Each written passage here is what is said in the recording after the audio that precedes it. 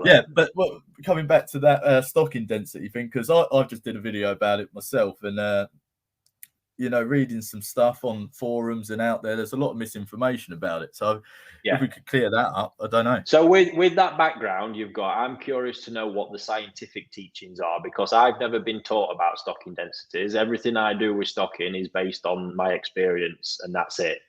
So I'm curious to know what your teachings are, given the tutors and stuff you've had, what guidance there is. Right, so that's a brilliant question, Ricky. Thank you. So what you're looking at, we usually do it a lot with salmon farming. So our last year was a lot to do with recirculatory aquaculture systems, land-based RAS with salmon. Yeah. And how you start working out these how much fish you can fit in. It's not how many fish you can fit in the tank, it's how much feed you can put through the system. Yeah, I think I touched on that last week. Yeah, so there's a calculation. There's a big yellow book. I can't remember the name of it. Something like RAS or something like that. And it has a calculation in there where sounds thrilling. Yeah, it's not. It's trust me. I've fallen asleep in it like this many times. Yeah, I can basically, imagine. There's a calculation in there that gives you the information of how much protein you can give to a certain fish, and then that calculation will spit out how much ammonia is produced. Yeah. Which then you can do another calculation to create the surface areas, the biofiltration area needed to cope with that amount of feed fed. Yeah. So we're not even talking about stocking densities. Salmon, some of the top salmon boys are putting 120 kilos per cubic meter. Yeah, that means absolutely naff all to me, but it sounds a lot. Yeah, 120 kilos of fish per cubic meter of 1,000 liters of water. Yeah. That's good. And that is like top. Yeah. But they're not looking at how many fish they can fit in. It's how much feed they can put through, and what you touched on earlier, the FCRs of weighing. So you grade and then weigh. Yeah. So food conversion ratios, of which, how much feed do you feed for the fish to put on a certain amount of body weight? Yeah. So is it 1-to-1? So if you're feeding a kilo, does the fish put on a kilo of body weight? Which is really not true. Usually you get it about 1-to-2, 1-to-4, where if you're looking at pigs, you're looking at 8-to-1, looking at 8 kilos to put on 1 kilo. So it's a good way to create protein, but stocking densities are not worked out the same way as koi keepers do, and it seems a bit. And I think this is a bit I've already taken from this, is obviously that you were talking about there is I'm not there where them guys are. Obviously commercially, that could be the difference of them making a profit or not in a year, I'm guessing. Getting all that stuff right. Yeah. So obviously we've got a lot of other things to take into consideration. One being, even you yapping on about all that, to be honest with you, it just I lose interest.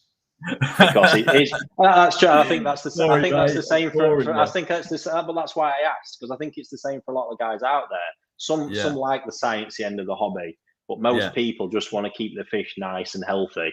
I'm fully aware of that. When you want to move into the realms of really pushing them and raising them hard, you need to learn a bit more and get a bit more done. But we're just talking about guys who have got or women who've got a nice pond and just want to keep them fish happy and healthy in there.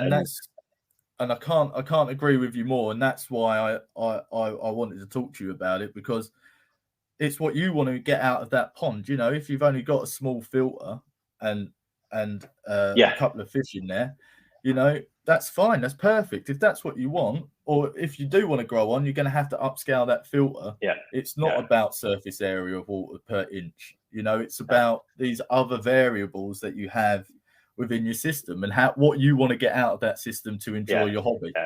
So the bit I want to get across, and I'm going to be really to the point about this right now, is especially if there's anybody out there quoting any of these mystical numbers of one fish per X amount of water or whatever it is, it's an absolute load of bollocks. And I cannot be more to the point about that. It's just a made up figure that holds no credibility whatsoever. Exactly. Yeah. It doesn't. I can't think, because there's too many variables to it. So unless we're going to go to the extent as you just described earlier of actually working, so there is a way of calculating this. if you've got the know-how. Not everybody's going to college and spending all that time like you are, or that knowledge that your professors have done, and the guys who write them books, and frankly, probably just not interested in knowing to that extent. And that's exactly what we want to get across to you guys, is that, you know, these figures are not good. You know, if, like Ricky said to me the other day, if that figure was correct, he'd have to take out 90% of his fish from what I've seen, all them fish that are growing incredibly well, looking absolutely superb, happy and healthy, by the theory of some of them things, should all be dead. Yeah. You know, and that's nobody can argue with that fact. I'm doing it and making it work and work properly. So I think the biggest thing is knowing his guys out there, knowing how or when is enough. And you're literally only going to know that by what the fish and the water is telling you. And that's why it's key. Yeah. If you cannot get on top of, obviously, water clarity here, not necessarily an issue. You could create water clarity problems through incorrect feeding or really excessive feeding, and the actual water quality still be okay. So you got to be careful there, but you're not going to know until you've got to a point in your pond where either you can't get that water right, you can't get your parameters in check, or the fish are continuously unhealthy. The more fish you get, obviously higher stocking densities, where it's the physical amount of fish, parasite problems, you know, not so it causes them, but it is a higher stress environment. There's no argument about that, especially with koi. So obviously the lower densities, you know, for hobbyists, which most hobbyists have anyway. I can't think of anybody I've come across in all the years I've done this who keeps a garden pond stocked like any of the ponds I've got up at the facility. No. I just can't think it. And that's the point where stress levels are getting higher, and you're really having to manage it, you know, closely daily to stop problems from happening. And it's not that it causes problems more frequently, but when a problem happens, i.e. you've got something stocked wall to wall, you get a costier outbreak, that's going to spread and go through them like wildfire if you're not careful. And then the thing is with your physical stocking, as we know, the more physical fish you've got stocked in there, I think John's froze. The more physical fish we've got stuck or packed into them ponds, the more you need to feed them to keep them healthy, coming back to that topic. And that's when things get out of hand. So the more food that we're throwing in, it's more for the filters to cope with. I'm just going to take John off for a minute and wait and see if he gets sorted. He's back. Internet's been playing up in the country. It's all right, mate. So it's the more fish, then is the more food, and that comes back to that point. Food for me is the one that really whacks it out of balance. You know, I can have ponds. Well, I'll give you an example. I've got my small quarantine tanks hold 400 gallons, and I will generally keep for the quarantine period in there, which can be anything up to 6 weeks. The quarantine period in there, I'm holding sort of 12 to 15 centimeter tosi, 300 to 350 fish in there. It's a hell of a lot, and they're being fed as well.